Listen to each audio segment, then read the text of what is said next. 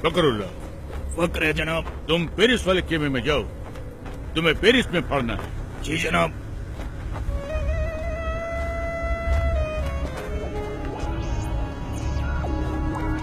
फकरुल्लाह। फकर है जनाब। तुम अमेरिका वाले खेमे में जाओ, तुमको अमेरिका में पढ़ना है। जनाब। फखरुल्लाह। फखर है जनाब। वो तो हमको भी है, तुम पर। तुम हमारे साथ आओ, तुमको हिंदुस्तान में पढ़ना है। मुझे हिंदुस्तान में शहीद नहीं होना जनाब।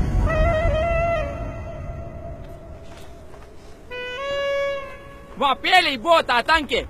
एक साथ 2 बम फट जाए तो दूसरे की खबर वही दबा देते, ताकि जनता में अखरोट पैदा न हो। अखरोट नहीं बेवकूफ, आक्रोश। बाकी का टीआरपी नेता ले जाते।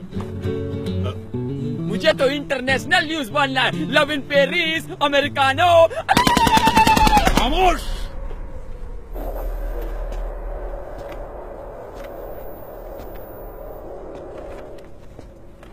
बदअक्ल, बदशक्ल, बेवकूफ, नामाकूल, गुस्ताख। इसके लिए तुझे अंग्रेजी सीखनी चाहिए थी, काफिर की औलाद। अब तुम 2 ही जगह पढ़ सकता है, या पाकिस्तान या हिंदुस्तान। हिंदुस्तान जनाब। अल्लाह, सुभान अल्लाह, बरकतुल्लाह, इंतामुल हक, अल्लाह, ओस्मा बिन लादेन, अल्लाह। आओ मेरे साथ।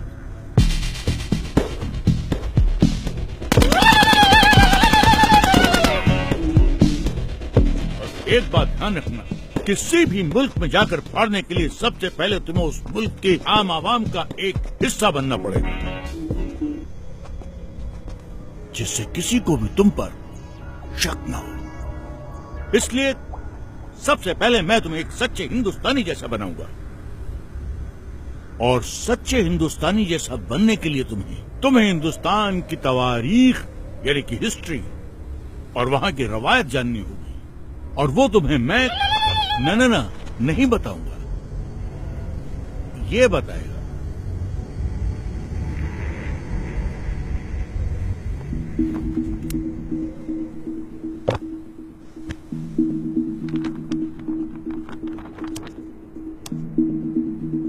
We made a tryst with destiny, and now the time comes when we shall redeem our place among those Indians who are now abroad.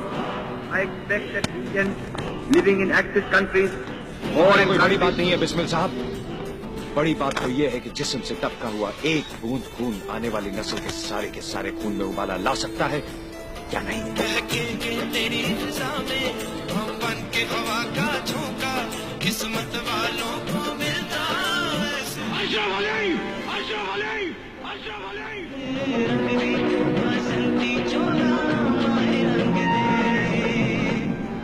लेकिन हमारा हिंदुस्तान जिंदाबाद था, जिंदाबाद है और जिंदाबाद रहेगा।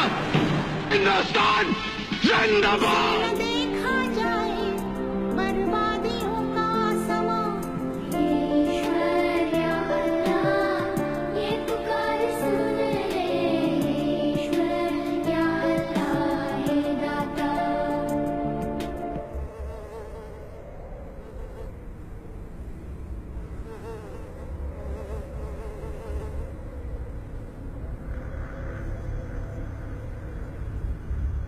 सुभान अल्लाह, अब तो एकदम हिंदुस्तानी जैसा लगता है।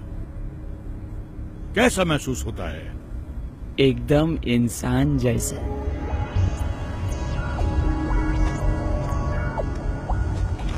अब तू पढ़ने के लिए एकदम तैयार है।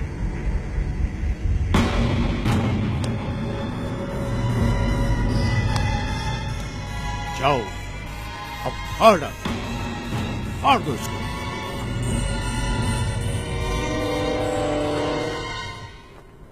अगस्त 1947 सैकड़ों स्वतंत्रता सेनानी, जिसमें मुसलमान, हिंदू, सिख, ईसाई चारों कौम की शहादत के बाद भारत को आजादी मिली। एक ही तिरंगे के नीचे खड़ा होकर हम सब ने मिलकर भारत का संविधान बनाया, जिसमें जितना अधिकार एक हिंदू को दिया, उतना ही अधिकार एक मुसलमान को, और उतना ही एक सिख और उतना ही एक ईसाई को दिया। एक ऐसा देश जो हर मजहब को जानता हो, पहचानता हो, अपना मानता हो।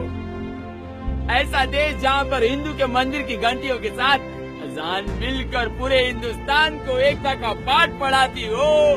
ऐसे देश में कोई कैसे बम फाड़ सकता है?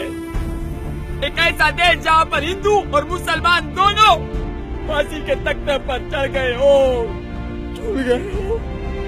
ऐसे देश पे बम कोई कैसे फाड़ सकता है? खामोश, नामाकुल, बदबख्त, गड़रिये की औलाद, काफिर, वापस तो हमारा बाप, हम खुद फाड़ देगा, हम खुद फोड़ेगा इसको। अरे हाँ, छोड़ दो इसको। हम